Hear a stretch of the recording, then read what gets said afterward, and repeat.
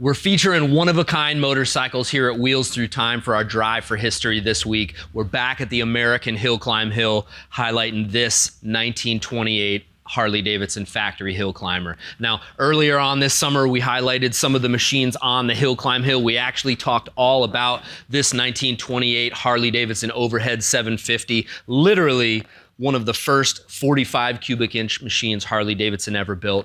For those of you guys that tune into the Wheels Through Time television show, What's in the Barn on Velocity Channel, we actually dug up these two motorcycles in Central City, Colorado. Good friend Dennis called us up, said that he had acquired a pair of one-of-a-kind, or at least what he thought one-of-a-kind factory hill climb machines. And then when we got out there, it's exactly what he acquired. Two of the rarer machines here inside of the museum. Both of them, of course, one-of-a-kind motorcycles powered by Harley-Davidson's twin-cam factory racing engine, 1923 to 1929 FHAC racing engine, 61 cubic inch job. So hill climbing in the 1920s, really one of America's fastest growing motorcycle sports. Manufacturers put in huge amounts of money, resources into creating a very short run of machines and oftentimes one-of-a-kind factory specials. Now, both of the machines here right next to each other on the hill, one-of-a-kind motorcycles. This bike would have competed in the 61 cubic inch class. Pocket valve. This is an incredibly rare racing engine. They couldn't have made more than 50 or so of these motors, and it is really in as well-preserved condition as we ever could have expected. Now, these bikes were owned by a fellow named Bill Sherman. Bill was Wild Bill, as they call him, was actually kind of one of the movers and shakers in a little mining town called Central City, Colorado, dating all the way back to the 1930s. We've actually found bills of sales for both of these motorcycles that Bill traded a brand new, or almost brand new, 1937 Harley-Davidson WLDR flathead racing machine for two old hill climbers. Bill really must have known what he was looking at, known the rarity of each of these bikes. Today, in this day and age, there's no way anybody that knows their salt would trade a WLDR, trade these two machines for a WLDR. So no doubt about it, Bill got the better end of the deal. He actually stuffed these machines away in one of his warehouses in most of the town, and he was a really well-known guy in the town, kind of the unofficial mayor of Central City. Bill, nobody even knew that Bill owned either one of these machines, and also he had a 1928 Harley-Davidson JD sidecar rig. Now, he used to run moonshine in the sidecar rig. The factory hill climber over here, we're not sure that he ever used this bike. It was locked up when we got it. Now, this bike, as one-of-a-kind as it is, I think Bill actually probably converted this back into a street bike. So, again, factory hill climb motorcycles, purpose-built machines. They're really designed to go uphill, and that's about it. So what you've got is single-speed transmissions, alcohol carburetors, tiny little gas tanks, big, huge sprockets in the back, little short, stubby pipes. Now, this machine's been modified quite a bit. Now, when I say one-of-a-kind, as far as I'm concerned on this motorcycle, as far as I understand, there's not another chassis like this anywhere in the world. And as you can see, tiny, short, little funky gas tank, really low-slung backbone, 3-bar arrangement here that's different than Harley-Davidson's standard, what we call 3-bar racing hill climb frames of the day. Just one-of-a-kind stuff, and as remarkable as it gets. Now, this gas tank might look a little bit familiar to you. If you tune into our Hill Climb Week, when we highlighted the hill climb machines here on the hill, one of our last shows was the Harley-Davidson DAH factory hill climber. Now, the bike in front of us, I always kind of refer to as the predecessor to the DAH, or almost the prototype for the DAH before they had really got all their cards together and were able to make a fully engineered factory motor. This machine was actually built from 3 different engines, the Harley twin cam racing lower end and 2 350cc pea shooter top ends that would all kind of result just a couple years later in the Harley-Davidson DAH. Now, the DAH, all special chassis, all special engine. Every part of the motorcycle was really designed specifically for that bike. These gas tanks, as far as history is concerned, it's only been documented that these gas tanks went on Harley-Davidson DAHs. Now, As you can see, this is no DAH overhead valve 750. This is the 61 cubic inch twin cam lower end. All your twin cams are 2 cams. The twin cam lower ends go all kind of easily identified by the kind of kidney bean shaped or peanut shaped cam cover down here. Bolt-in tappet blocks, the top end and the nickel. Look at the nickel plating on the top end. It's absolutely unbelievable. It's about as nice as I've ever seen.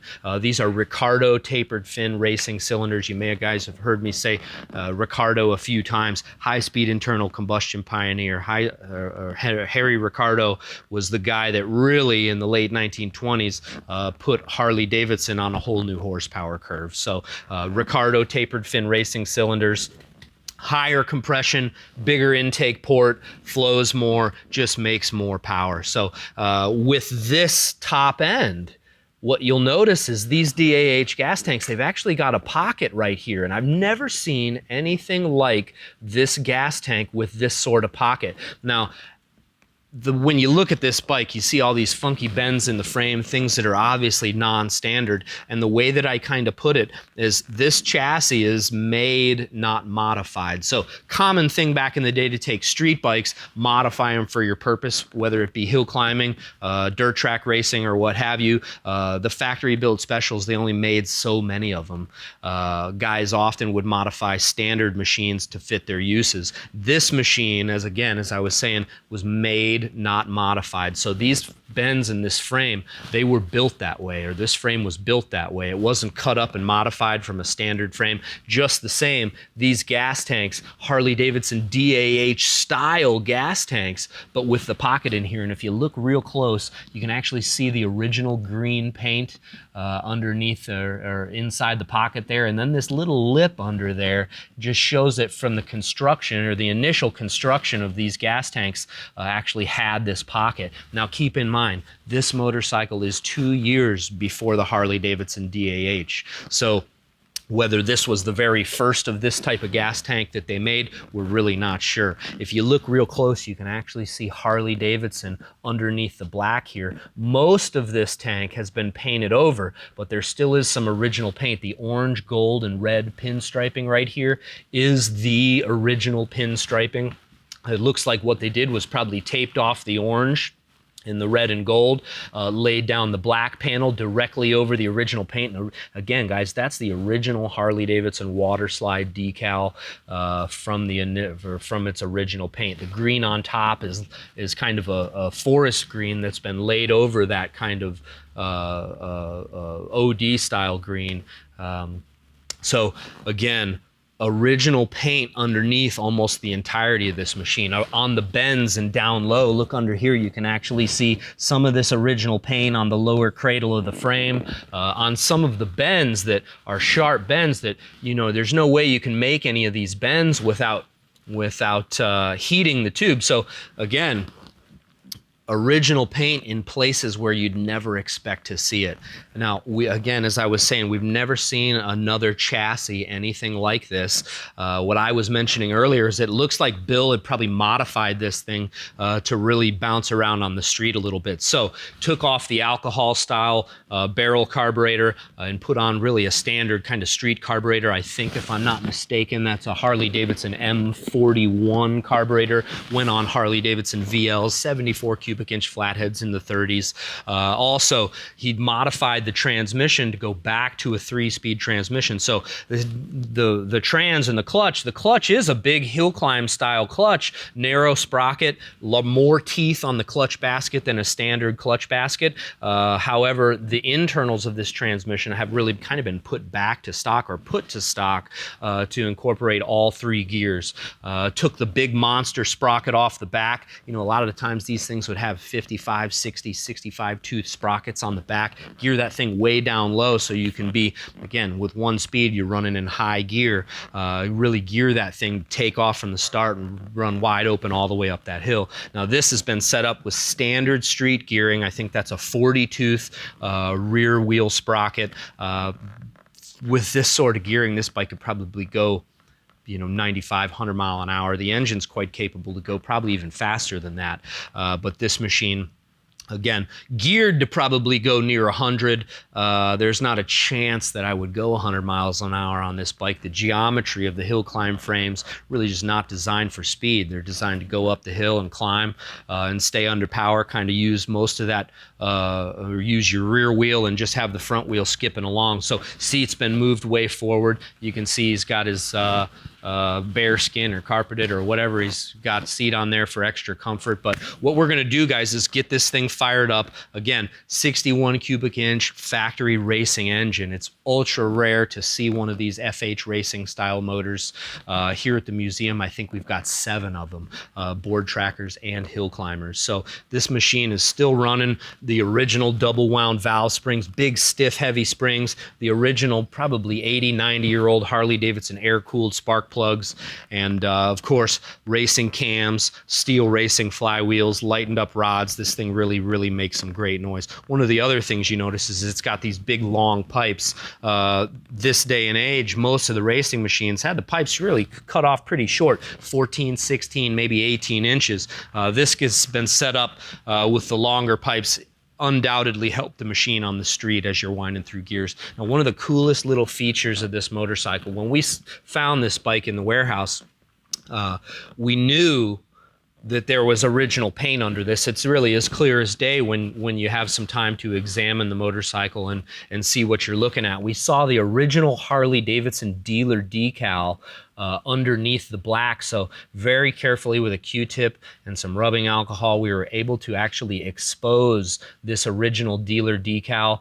You can see there's a little bit of original green paint down here on the bottom. Now what this is it's a winged wheel. Up top it says sold by, and believe it or not, the name of the dealership was written in black on that white tire there. And as we clean the black paint off from over top of the decal, the dealership name actually lifted from the decal itself. So we were never able to concretely identify where this bike was initially sold. Now, tracing it back through the lineage and looking at who was the dealer in Denver at the time. Now, again, these bikes were traded out of Denver.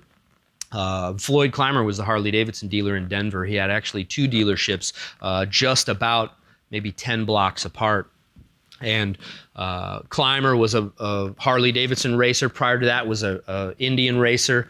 Bought the Harley-Davidson dealership sometime there in the late 1920s. Actually in 1929, I want to say, Clymer went to jail for mail fraud. And as you guys might have heard in the video of the overhead 45, rumor has it that they actually let him out of jail on Sundays to go hill climb his motorcycles. So I think these are the 2 machines they were talking about.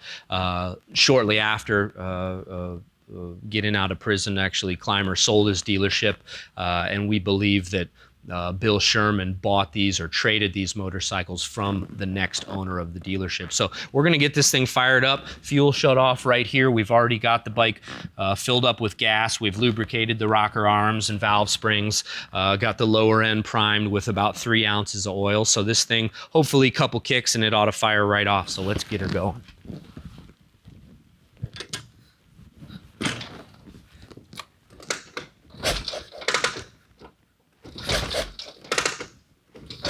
Three prime kicks and hopefully 1 to go, guys.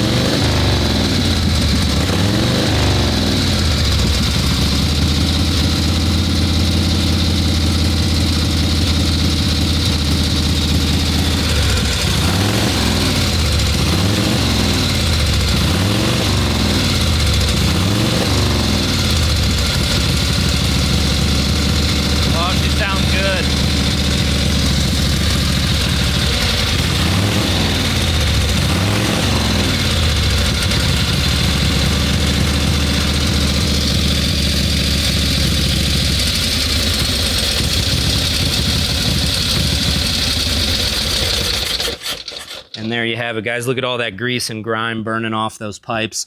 This motorcycle hasn't been started in 6 or 8 years here at the museum. And as you can see, it runs really as good as the day that it was put up. Smokes a little bit, as you can imagine, but 61 cubic inch factory racing machine, one-of-a-kind hill climber, only chassis we've ever seen anything like this machine. Proud to have it on display. Our good pal Dennis, we know that you're watching. Dennis, thanks for tuning in and letting us share your motorcycles with all the visitors and folks that come to Wheels Through Time. For those of you guys just now tuning in, we've been highlighting all sorts of rare motorcycles this summer on our Drive for History, cranking up some of America's rarest machines. This one here, another one-of-a-kind motorcycle, breathing fire again. So if you guys are digging what you see, make sure you check out driveforhistory.com, make a contribution today, and help fuel us, the museum that runs. Thanks for doing what you do.